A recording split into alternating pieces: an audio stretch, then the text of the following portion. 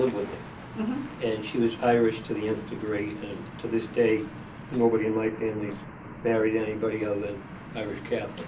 So, we haven't had our first Protestant yet. But so I was imbued with the discrimination that the Irish experienced, and they experienced some pretty serious discrimination. It's certainly different than the blacks, there's no doubt about it. And LBJ actually had a great speech at Howard University where he discussed that the blacks is a different issue, it's a different problem, if you will.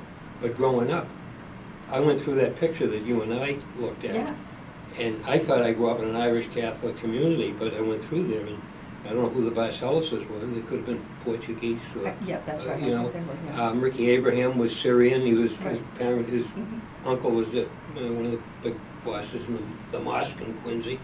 So I had a lot of different people, and I learned to get along with everybody. It just so happens that we didn't have any blacks in the class or in the school or in my neighborhood.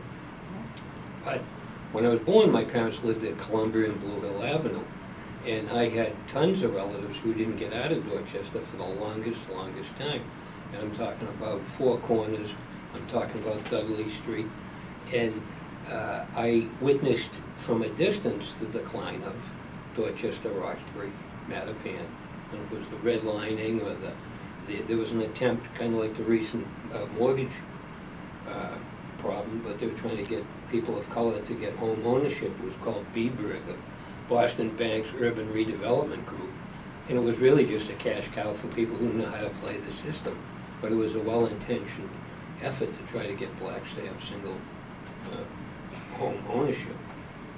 The thing that struck me as a kid, as I said, I was a big newspaper reader, the absolute violence that was going on then. I mean, I just remember Viola Liuzzo, she was a civil rights worker from Detroit. Shot and killed. James Meredith was shot in his own driveway.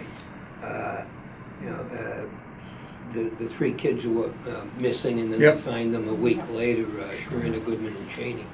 I mean, that's not just as bad as any discrimination would be, a de facto segregation. We talk about murder because of somebody's, the color of their skin, and the interest in trying to help the cause. That's what struck me about the early 60s, even though we were young, and a lot of this was over my head. We had other interests than that, but I always wonder if I was a little older, if I would have partaken in the Freedom Summer or the Freedom Riders, the Freedom Rides, because it was really a noble effort. But anyways, as a young kid, we certainly didn't have blacks, but we had people of a lot of different backgrounds. So